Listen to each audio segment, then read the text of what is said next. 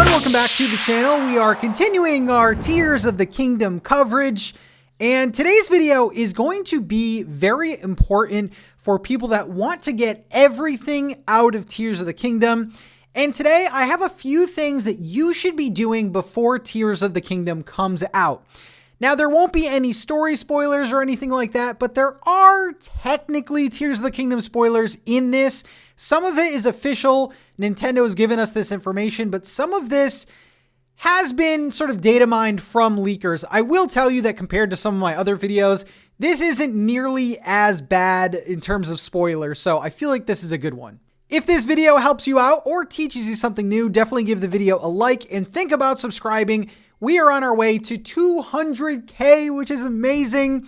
Let's get right into it. So the first thing you should be doing before Tears of the Kingdom comes out is buying Amiibos or acquiring the ability to use Amiibos. We'll go into that second one in a little bit.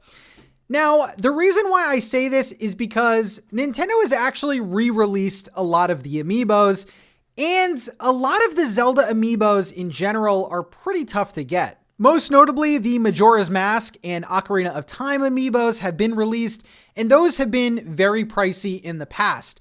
Now, this is kind of spoiler territory. I mentioned this in the past video, but there are apparently 50 skins that you can get via Amiibos in Tears of the Kingdom. And from what I'm hearing so far, that is going to be the only way for you to acquire these skins to apply to your paraglider. So basically what you would do in Tears of the Kingdom is you would swipe your Amiibos. Doesn't really matter what it is. The new Tears of the Kingdom Amiibo, the Rider Link Amiibo, the Bokoblin Amiibo, even the Skyward Sword Amiibo. And just like in Breath of the Wild, a chest would come down, you would get an item, but in addition, you would also get a customization to your paraglider. Now, I will put 4 on the screen for you. These are confirmed actually by Nintendo. And as you can see, these are really cool. And if you don't have the Amiibos, unfortunately, I don't think there is a way to unlock these or acquire them in the game. So what is the best way to get Amiibos at a decent price? Well, you can definitely check Amazon. I have been seeing that the Ocarina of Time Amiibo is back in stock, and that one especially shot up in price. So it's really nice that Nintendo is re-releasing these. There are also things out there, and I actually use this. People sell Amiibo cards, and basically what they do is that they are pretty high quality cards with the Amiibo functionality on them. So basically what you would do is you would take a card, you would scan it onto your Pro Controller or whatever, and you would get the similar effect. Now you can buy these packs on eBay, maybe Amazon, and I believe I got 30 cards for $15. So definitely if you're just trying to go for the convenience and just the functionality of them, that's definitely a good choice. But if you are a physical collector, and I know a lot of people are, definitely check out Amazon. GameStop is where I got my Tears of the Kingdom Amiibo. But you're going to at least want a few because the customizations look really cool in this game. The second thing you're going to want to do is you are going to want to play Tears of the Kingdom on the Nintendo Switch that you played Breath of the Wild on. And that's for 2 major reasons. Now, I know a lot of us just got the Tears of the Kingdom Nintendo Switch. It's new, it's shiny, I know, it's probably the best special edition out there, but you're going to want to transfer all of your data to that Switch or just transfer your Breath of the Wild data because thanks to data miners and leakers, things actually transfer from your Breath of the Wild save into your Tears of the Kingdom save. You're definitely going to want to hear this. So the first thing that will transfer, and this is super exciting and I don't know, but your horses actually transfer from Breath of the Wild. Now, I know a lot of people have upgraded their horses and they've maxed their stats and things like that, or have gotten the huge Ganon horse. So you can actually have that transfer if you have save data on the Nintendo Switch that you use to play Tears of the Kingdom.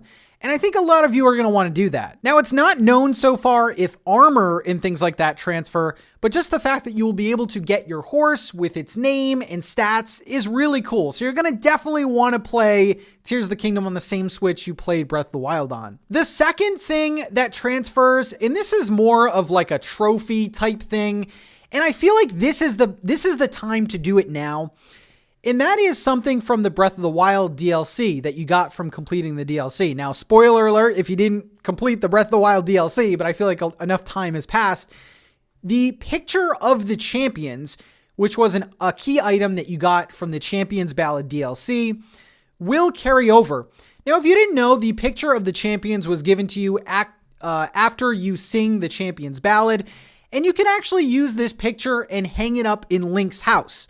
Now, Link's house is confirmed to be in Tears of the Kingdom. It looks a lot better, by the way. But nevertheless, you are going to want to play Tears of the Kingdom on the same Switch you played Breath of the Wild on to transfer that picture over. Now, I think this one is kind of a smaller deal, but it is a nod to Breath of the Wild. And I think it is a really cool sort of trophy or, piece that you can put in your house just to prove, we know where we came from. Obviously, Tears of the Kingdom seems to be a better game, but Breath of the Wild will always hold a special place in my heart. The next thing you're going to want to do is, I know that we got these brand new Nintendo Switches, but you are going to want a micro SD card just to get a little bit more storage because, listen, the Tears of the Kingdom is going to take up 16 gigs. We don't know how big the DLC is going to be.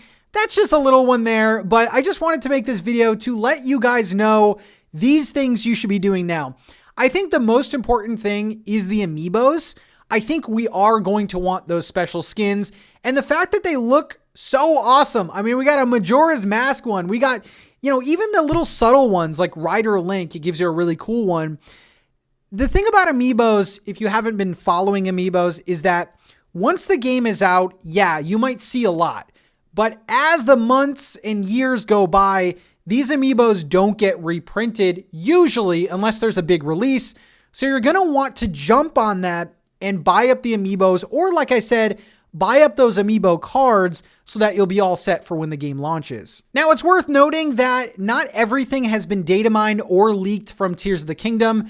So I'm assuming we are going to find out more and more things that transfer over from Breath of the Wild. It's kind of interesting that Nintendo hasn't really been vocal about these. I guess these were supposed to be like a surprise of some sort, but it would have been cool to kind of let us know, like, hey, if you played Breath of the Wild, you'll get bonus items in Tears of the Kingdom.